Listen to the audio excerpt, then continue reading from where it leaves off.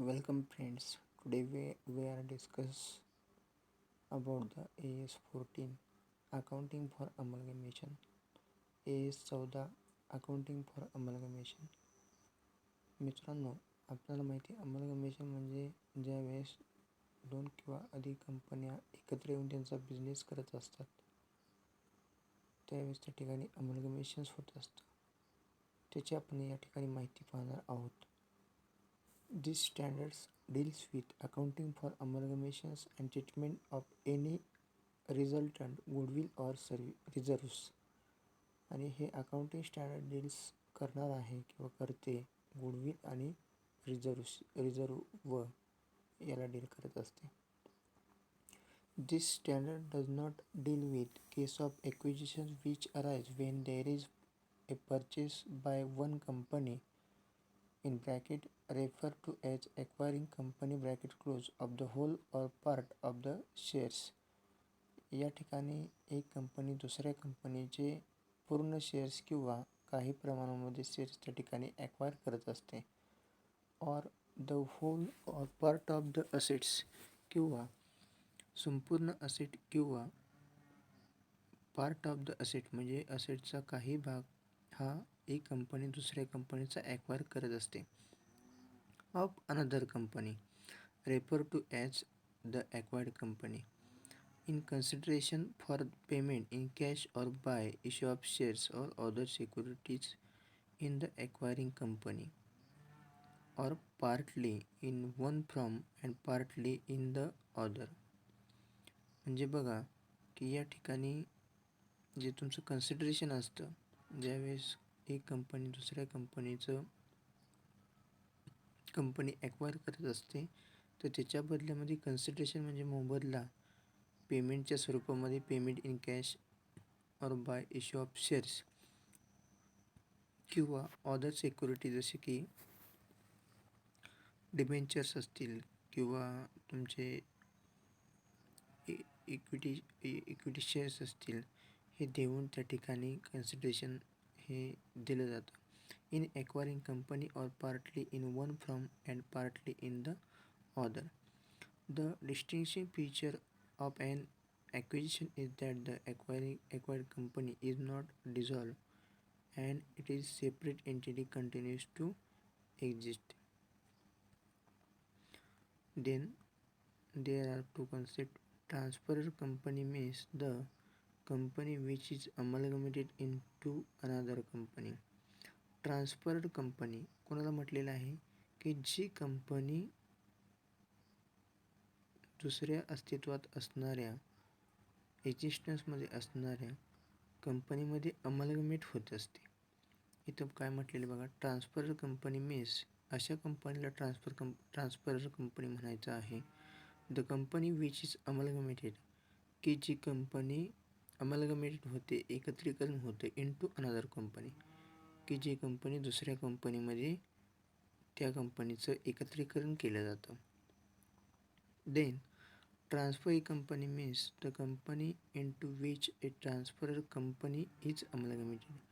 ट्रान्सफरी company म्हणजे की ज्या कंपनीमध्ये ट्रान्सफर कंपनीचं अमलगमेटेड होत असतं अशा कंपनीला आपण ट्रान्सफरी कंपनी असं म्हणणार आहे. आता बघा, amalgamation in the nature of merger और परचेस. मर्ज म्हणजे सामावून घेणे किंवा समाविष्ट करणे त्याच्यामध्ये. आणि सेकंड जी मेथड आहे ती परचेस मेथड आहे. म्हणजे एका बिझनेसने दुसऱ्या कंपनीचा बिझनेस खरेदी करणे त्याला आपण त्या ठिकाणी काय म्हणत असतो, परचेस. आत्ताच अलीकडच्या काळामध्ये वोडाफोन आयडिया ह्या दोन कंपन्या एकत्रीकरण झालेल्या आहेत किंवा मर्ज झालेल्या आहेत. मग आपल्याला माहिती आहे अमलगमेशनमध्ये त्या ठिकाणी AS14 जे आहे AS14 अकाउंटिंग फॉर अमलगमेशन की याच्यामध्ये त्या ठिकाणी दोन किंवा अनेक कंपनी एकत्र येऊन आपला बिझनेस करतात. त्याच्यामध्ये कॉम्पिटिशनचं काही कारण असेल किंवा एनी अदर थिंग किंवा एनी अदर एन्व्हायरमेंट असेल त्याच्यामुळे ह्या कंपन्या एकत्र येताना आपल्याला त्या ठिकाणी दिसत असतात. किंवा मल्टीनॅशनल कंपनी असेल तर त्या स्थानिक बाजारपेठ मिळवण्यासाठी लोकल मार्केट कॅप्चर करण्यासाठी त्या ठिकाणी या कंपन्या जॉईंटमध्ये त्या ठिकाणी कार्य करू शकतात किंवा एकमेकांमध्ये मर्ज होऊ शकतात. त्याला आपण amalgamation in the nature of merger असं म्हणणार आहे. त्याच्यामध्ये त्यांनी पोलिंग ऑफ इंटरेस्ट मेथड दिलेले आहे. आणि सेकंड जे आपण पाहतोय की परचेस, म्हणजे एक बिझनेस जो आहे तो दुसऱ्या कंपनीचा बिझनेस त्या ठिकाणी परचेस करत असतो. When any one or more of the 5 conditions are not satisfied. मग आता कोणकोणत्या फॉर मर्जरसाठी, मर्जर म्हणजे समाविष्ट होणे, तर ह्या 5 कंडिशन त्या ठिकाणी दिलेल्या आहेत मर्जरमध्ये. All the assets and liabilities of the transfer company become after amalgamation the assets and liability of the transferee company. All the assets and liability of the transfer company become after amalgamation the assets and liability of the transferee company. या मर्जरमध्ये त्या ठिकाणी एक company दुसऱ्या कंपनीमध्ये समाविष्ट होत असताना त्या कंपनीचं असणारं जे काही असेट्स आहेत किंवा लायबिलिटी आहेत ती ट्रान्सफरी कंपनीमध्ये त्या ठिकाणी काय होत असते, अमलगमेटेड होत असते किंवा बिकम म्हटलेलं आहे. तर ते ट्रान्सफरी कंपनीच्या नावावरती त्या ठिकाणी असेट अँड लायबिलिटी ट्रान्सफर होत असतात. Then shareholders holding not less than 90% of face value of equity shares of the transfer company become equity shareholder of the transferor company.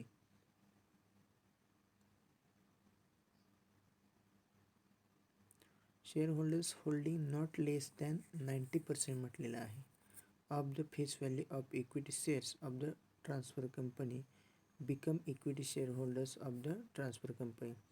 म्हणजे ट्रान्सफर कंपनीचे जे 90% शेअरहोल्डर आहेत तेच त्या ठिकाणी तुमच्या असणाऱ्या ट्रान्सफरी कंपनीमध्ये इक्विटी शेअरहोल्डर्स ट्रान्सफरी कंपनीमध्ये होत असतात.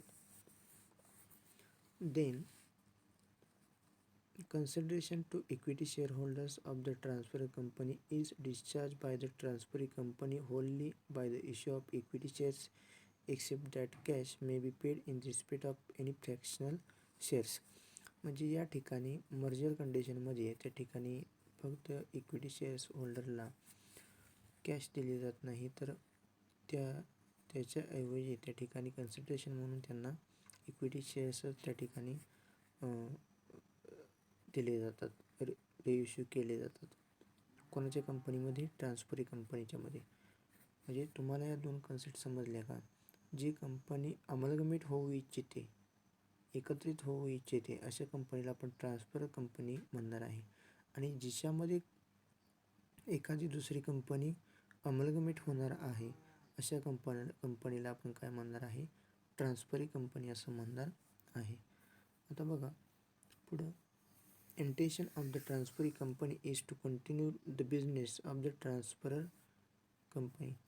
Intention of the transferee company म्हणजे ज्या कंपनीमध्ये ट्रान्सफरर कंपनीचं अमलगमेशन झालेलं आहे अशा कंपनीचा उद्देश, हेतू, to continue the business of the transfer company, त्या कंपनीचा बिझनेस हा कॅरी फॉरवर्ड करायचा आहे किंवा कंटिन्यू रन करायचा आहे किंवा चालू करायचा आहे, अशा संदर्भाचं हे आपल्याला इथे पाहायला मिळत आहे. Then transfer assets and liabilities are recorded in the books of the transferee company at the book values of the transfer company except to ensure uniform accounting policies. ज्या काही ट्रान्सफर कंपनीच्या असेट अँड लायबिलिटी आहेत त्या record केल्या जातात, book are record in the books of the transferee company at book values. आणि ते कशा व्हॅल्यूच्या मध्ये रेकॉर्ड केले जातात, book value, not market value. आणि ह्या 5 कंडिशन सोडून जर एखाद्या कंपनीचं अमलगमेशन होत असलं तर ते अमलगमेशन परचेस मेथडनुसार होणार आहे, हे आपण समजायचं आहे. ह्या 5 कंडिशन जर इथं फॉलो झाले नसतील तर ते कशाच्या स्वरूपाने झालेलं आहे अमलगमेशन, परचेस मेथडनुसार. Methods of accounting transferee company financial statement, applicability, pooling of interest method, purchase method. आता बघा या दोन मेथडमध्ये काय फरक आहे, डिफरन्स काय आहे या ठिकाणी दिलेलं आहे. Applicability. Amalgamation in the nature of merger. Pooling of interest method म्हणजे त्या ठिकाणी अमलगमेशन आहे ते हे जे मेथड आहे पुलिंग ऑफ इंटरेस्ट मेथड ते नेचर ऑफ मर्जरमध्ये त्या ठिकाणी यूज केली जाते. आणि परचेस मेथड कुठं होते बघा, amalgamation in the nature of purchase. आणि परचेस मेथडमध्ये अमलगमेशन ज्यावेळेस परचेस मेथडनुसार होत असतं त्या ठिकाणी परचेस मेथडचा उपयोग होत असतो. Assets and liabilities. आता आपण अगोदर पाहिलं होतं बघा, पुलिंग ऑफ इंटरेस्ट मेथडमध्ये recorded at their existing carrying amounts after making adjustment to ensure uniform accounting policies. Recorded at their existing carrying amounts after making some adjustment. काही ॲडजस्टमेंट असतील तर त्या लेस करून त्या ठिकाणी किंवा हे करून ॲडजस्ट करून त्या ठिकाणी त्याची नोंद केली जाते. परचेस मेथडमध्ये कसं आहे बघा, recorded at their existing carrying amounts. Second, consideration to be allocated to individual identifiable assets and liabilities on the basis of their fair value at the date of amalgamation. म्हणजे या ठिकाणी अमलगमेशन परचेस मेथडनुसार amalgamation होत असताना ते असणाऱ्या असेट्सचे किंवा ते असणाऱ्या प्रॉपर्टीचं व्हॅल्युएशन केलं जातं किंवा ते जे काही व्हॅल्युएशनला खरेदी केले असतील. म्हणजे सपोज अमलगमेशन होत असताना किंवा एखाद्या कंपनीचा एखाद्या दुसऱ्या कंपनीचा बिझनेस परचेस करत असताना त्याच्यामध्ये असणारी प्रॉपर्टी जर 10 लाख रुपयाची असेल मार्केट प्राईसनं आणि परचेस प्राईस ही 8 लाख रुपये असेल तर त्या ठिकाणी 8 लाख रुपये त्या ठिकाणी फेअर व्हॅल्यू त्याची असणार आहे at the rate of amalgamation होत असताना. Then reserves. Identified of the reserves is preserved. Only statutory reserves are recorded by debit to amalgamation adjustment account. Amalgamation ॲडजस्टमेंटचे अकाउंट आहे त्याच्यामध्ये ओनली स्टॅच्युटरी म्हणजे कायदेशीर काही फंड असेल तर तो काय केला जातो, त्याने डेबिट केला जातो. Difference between amount of purchase consideration and value of net asset of the transferee company. No relevant. Instead, difference between the amount recorded as share capital plus any additional consideration in the form of cash or other asset and the amount of share capital of the transferee company is adjusted in reserve of the transferee company. आणि जो काही difference आहे तुमच्या असणाऱ्या goodwill किंवा तुमच्या असणाऱ्या रिझर्वचा त्याच्या ट्रान्सफरी कंपनीमध्ये त्या ठिकाणी ट्रान्सफर केला जातो. आणि इकडं परचेस मेथडमध्ये recorded as goodwill or capital reserve. आणि जर ह्याच्यामध्ये जर काही परचेस प्राईस आणि असेटचं व्हॅल्युएशन ह्याच्यामध्ये जर काही फरक आला तर त्या ठिकाणी गुडविल किंवा कॅपिटल रिझर्व समजला जातो. Then amortization of goodwill. No goodwill will arise. आता मर्जर कंडिशनमध्ये त्या ठिकाणी ॲक्च्युली गुडविल अराईज होत नाही. आता परचेस कंडिशनमध्ये बघा, goodwill to be amortize over a period not exceeding 5 years unless a longer period is justified. Goodwill amortize over a period not exceeding. आणि गुडविल जे ॲमॉर्टाईज करणार आहे त्याच्यावरती डेप्रिशिएशन सारखं याचं जे ॲमॉर्टायझेशन म्हणजे गुडविल कमी करणे त्याचं ओव्हर ए पिरियड नॉट एक्सिडिंग त्याचं पिरियड जो असणार आहे तो 5 वर्षापेक्षा जास्त असता कामा नये हे या ठिकाणी इथं सांगितले आहे. If A scheme of amalgamation sanction statute prescribe a different treatment to the reserves of the transfer company after amalgamation as compared to the requirements of the standard, the same should be followed with following disclosures. A description of the accounting treatment given to the reserves and the reasons for following treatment different from prescribed in these standards.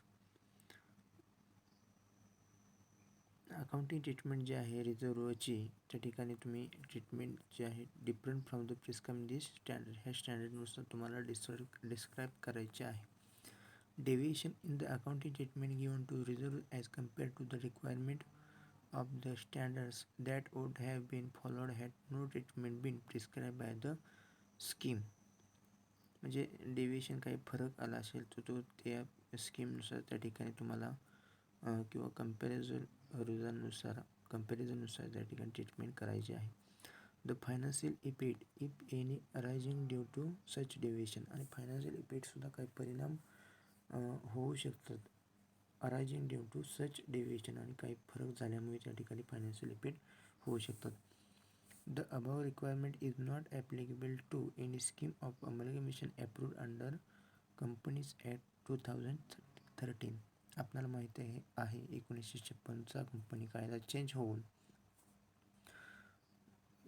Company कायदा आलेला आहे 2013चा, आणि ह्या वरच्या ज्या काही requirement दिलेल्या आहेत, it is not applicable to any scheme of amalgamation approved under companies act.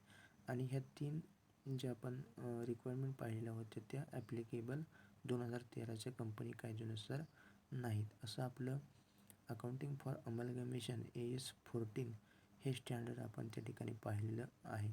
याच्यामध्ये खूप महत्त्वाचं म्हणजे ट्रान्सफर कंपनी आणि ट्रान्सफरी कंपनी कोणती आहे. आपल्याला माहिती आहे, ज्या कंपनीचा बिझनेस दुसऱ्या कंपनीमध्ये ट्रान्सफर होत असतो, अमलगमेटेड होत असतो, त्याला आपण काय म्हणतो, ट्रान्सफर कंपनी. आणि जिच्यामध्ये हा बिझनेस ट्रान्सफर होत असतो अशा कंपनीला आपण ट्रान्सफरी कंपनी असं म्हणणार आहे. The company purchase the business to another company, it is called as transferee company. अशा प्रकारे ह्या 2 कन्सेप्ट आपल्याला पाहायला मिळाल्या. पुलिंग ऑफ इंटरेस्ट मेथडनुसार अमलगमेशन आणि देन परचेस मेथडनुसार अमलगमेशन. मग त्याच्यामध्ये पुढे जाऊन आपल्याला प्रॉब्लेममध्ये आहे, परंतु त्याची काही आपल्याला लगेच इथं आवश्यकता नाही.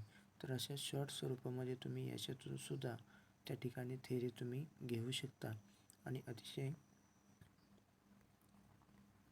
सिंपल हे अकाउंटिंग फॉर अमलगमेशन हे त्या ठिकाणी अकाउंटिंग स्टँडर्ड आहे. निश्चित तुम्हाला या स्टँडर्डविषयी माहिती समजली असावी. जर अजूनही आपल्या चॅनलला प्रोफेसर सुधीर तटे हा आपला चॅनल आहे, या चॅनलवरती आपण बरेच व्हिडिओ त्या ठिकाणी शेअर करणार आहोत, अपलोड करणार आहोत. तर ह्या व्हिडिओ पाहण्यासाठी आपल्या चॅनलला सबस्क्राईब करा, व्हिडिओ आवडल्यास लाईक जरूर करा आणि शेअरसुद्धा करा. परंतु ज्या विद्यार्थ्यांनी अजूनही चॅनलला सबस्क्राईब केलं नसेल अशा विद्यार्थ्यांनी चॅनलला जरूर सबस्क्राईब करा. धन्यवाद.